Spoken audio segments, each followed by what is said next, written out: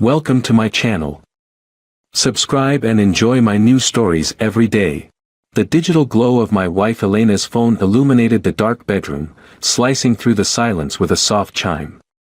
It was late, far past midnight, and she was deep in sleep beside me. The phone buzzed again, insistently. Curiosity overcame my respect for her privacy. After all, who would message at this hour? I reached for the phone, my heart pounding with a mix of anticipation and fear. A new message flashed on the screen. It wasn't just any message, it was a thank you note from someone named Tom. "Thanks for last night's wonderful evening," it read. The simplicity of the words belied the complexity of emotions they stirred in me. Why would Tom thank my wife for an evening spent together? And last night? She was supposedly at a conference in another city. Questions swirled in my head as I ventured to dial the mysterious number. My fingers trembled as I pressed the call button, the dial tone echoing ominously before a voice answered. It was deep, surprised, unmistakably that of a man. "Hello. Tom." I managed to choke out. "This is Michael, Elena's husband. I saw your message on her phone." There was a pause, a stilted, awkward silence, before he responded, his voice tinged with confusion. "I think there's been some mistake." "No mistake," I insisted, my voice firmer now. "Why were you thanking my wife for last night?" The hesitance in his voice was palpable. "Look, Michael, I didn't realize Elena hadn't told you. I thought you were out of town or something." A cold realization washed over me. "Told me what, Tom?" "We've been working closely together for over a year now," he confessed. "Last night, the team went out to celebrate a successful project. Elena and we've become close." The word struck me like a physical blow. My wife, the woman I had loved and trusted for over a decade, had been living a double life. The so-called work trips, the late-night messages, they all made a terrible sense now. "I see," I said, my voice hollow. The call ended with a click, the finality of it marking the end of not just the conversation, but perhaps my marriage as well. In the days that followed, I felt a burning, seething anger mixed with profound betrayal. My mind raced with thoughts of revenge. It was during those sleepless nights that I devised a plan not just to confront Elena, but to shatter the facade of her double life completely. I began by contacting her workplace under the guise of seeking clarity about her travel schedules. Bit by bit, I gathered evidence of her lies, documenting every discrepancy, every secret rendezvous masked as a business meeting. With each piece of evidence, my resolve hardened. The confrontation was inevitable. I waited for her next business trip, the perfect moment to strike when her defenses would be down. As she packed her suitcase, I presented the evidence, watching as her face morphed from confusion to horror. "Elena, we're done," I declared, my voice steady despite the turmoil inside. "I want a divorce." Her pleas for forgiveness were drowned out by the roar of my resolve. I left no room for negotiation. My next steps were calculated and cold, informing her colleagues, disrupting her professional relationships, ensuring that her career crumbled as spectacularly as our marriage had. The divorce was swift, fueled by my relentless pursuit of justice, or was it revenge? Either way, the outcome was the same. Elena's double life was exposed, her career in ruins. As for me, I moved on, scarred but resolute, never to see her again. The chapter closes as I look back on that fateful night, the night a simple message unraveled the life I knew and set me on a path of retribution. The intrigue of how far I would go for vengeance would unfold in the chapters to come. My heart raced as I waited for Elena to return from her supposed conference. The living room was silent, save for the tick of the clock and the occasional car passing by outside. Each minute felt like an eternity. When I finally heard her key turn in the lock, I steadied myself, my hands clenched into fists at my sides. She entered, her face bright, unaware of the storm about to break. "Michael. You're home early," she exclaimed, setting down her suitcase and moving to kiss me. I stepped back, my gaze cold.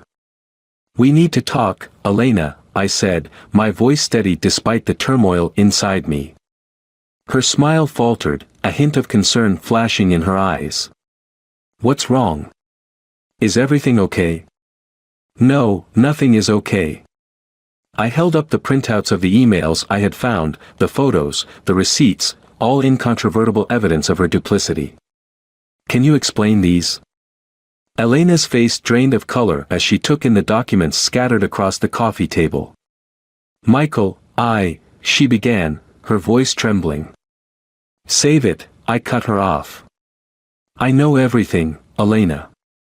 The late nights, the weekends away, all those so-called conferences." She sank onto the sofa, her posture deflated. "How long has this been going on?" "For over a year," she whispered, not meeting my eye. I scoffed, the sound bitter.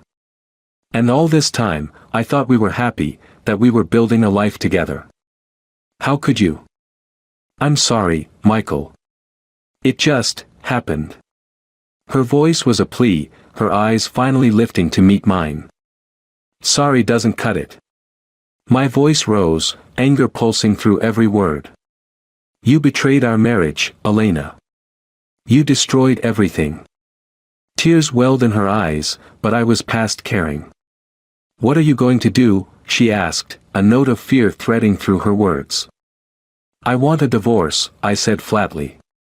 "And I'm going to make sure everyone knows why. Your colleagues, your friends, everyone." Elena gasped, her hand flying to her mouth. "You wouldn't." "I already have." I revealed how I had started to unravel her network, contacting her colleagues under the guise of corroborating her travel claims. "And there's more to come. You won't get away with this so easily." She stood abruptly, her demeanor shifting from remorse to defiance. "You think you can destroy me? I'll fight you, Michael. I won't let you ruin my life." "Too late," I replied coldly. "You did that all on your own." The room grew heavy with the weight of our shattered vows. I watched as she paced, her mind racing to salvage what little she could of her crumbling world. As Elena left the room, her suitcase forgotten in the chaos, I sat back down, feeling hollow.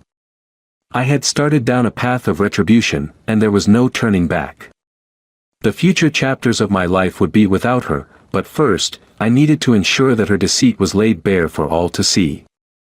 The intrigue of how far the fallout would spread, and what remnants of my own life I could salvage, would unravel in the chapters to come. The following morning dawned gray and overcast, mirroring the storm within me. After a sleepless night, I was fueled by a cold resolve. Today, I would escalate my campaign against Elena, ensuring that her professional life crumbled as completely as our personal one had. I began by crafting emails to her most influential contacts, attaching the damning evidence I had gathered. Each click of the send button sent a shiver down my spine, not of fear, but of unrelenting determination. My phone lay next to me, buzzing intermittently with notifications and incoming calls, but I ignored them all. Today, there was only one person I wanted to hear from, Elena. It wasn't long before she called. I answered on the second ring, my voice icy. "What do you want, Elena?" "Michael, please, you have to stop this," she pleaded, her voice cracking with desperation. "You're ruining everything I've worked for." "That was the point," I replied coldly. "You didn't think of our marriage as something worth working for, so why should I respect your career?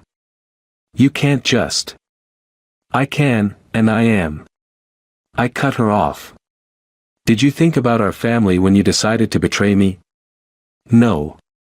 Now you face the consequences." There was a pause, heavy with the weight of truth. "I'll lose my job," she finally said, a whisper of fear in her voice. "That's not my problem. You made your choices, Elena." I hung up, feeling a hollow victory. With each action to dismantle her life, I dismantled a part of myself, too, but I couldn't stop, not yet. As the day progressed, the repercussions of my actions became clear. Friends and colleagues of Elena began to respond to my emails, some with shock, others with disdain. A few expressed disbelief, calling for calm and privacy, but the majority were outraged by her deception. In the late afternoon, I received a call from Tom, the colleague who had unwittingly started it all. His voice was tense, guarded. "Michael, this is getting out of hand. People are talking about taking legal action against you for defamation." I clenched my jaw, my resolve hardening. Let them try. I have proof of everything I've said. Does Elena want to go to court and have it all come out in public? Would that be better for her? Tom was silent for a moment, then sighed heavily. "What do you want, Michael? What will it take for this to end?" "I want her to feel a fraction of the pain she's caused me," I said bluntly. "She needs to resign. Step back from her projects. She needs to disappear from the life she chose over our marriage." "I'll talk to her," Tom conceded, a note of defeat in his voice. The day wound down with a heavy, uneasy silence in our home. The spaces Elena once filled were now voids, stark reminders of the distance between us. As I sat alone that evening, the weight of my actions began to settle in. Revenge had consumed me, driven me to actions I would have once found unimaginable. The intrigue of whether this path would lead to any semblance of personal peace, or if it would merely extend the cycle of pain, loomed large, promising a complex unfolding in the chapters ahead. The next few weeks were a blur of anger, legal threats, and cold, sleepless nights.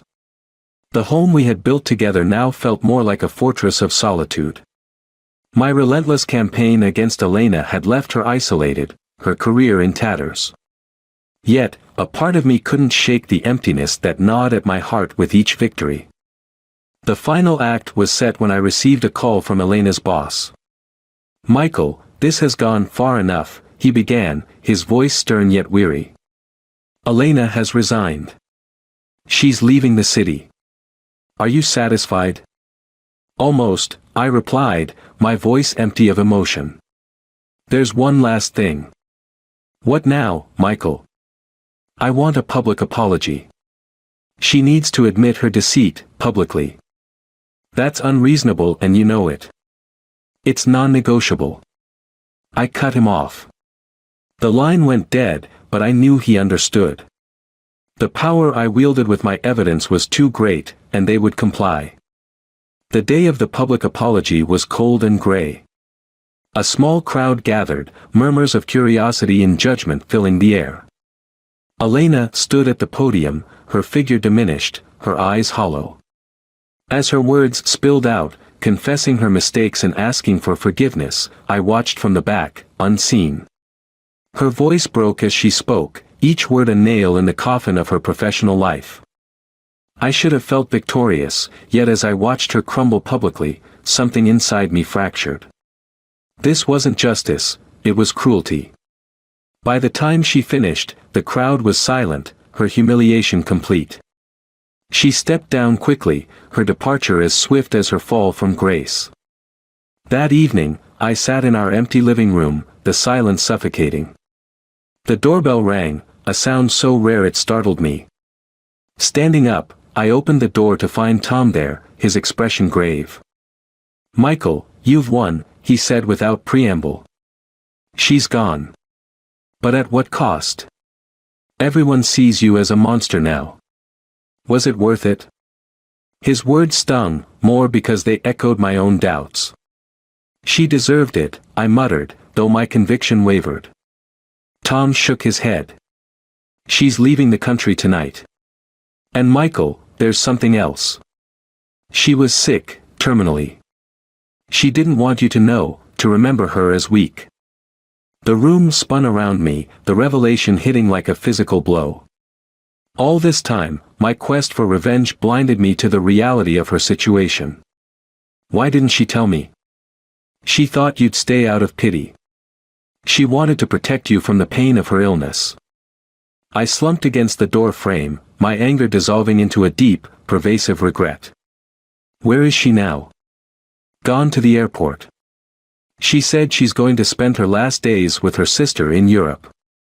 I drove to the airport, my mind a whirlwind of regret and desperation. I had to see her, to apologize, to try to make things right, even if it was too late. But by the time I arrived, her plane had taken off, soaring into the darkening sky. I watched as it disappeared, a stark symbol of my own loss. Elena was gone forever, taken by my hand as surely as by her illness. The weight of my actions, driven by betrayal and revenge, settled deep within me, a burden I would carry for the rest of my days. As I turned from the viewing window, a sense of finality settled over me. There would be no redemption, no second chances. My cruel, treacherous revenge had not only punished the betrayer but had destroyed the last vestiges of who I had once been. The story ended here, not with reconciliation, but with irreversible separation, driven by a hatred of betrayal that had consumed us both.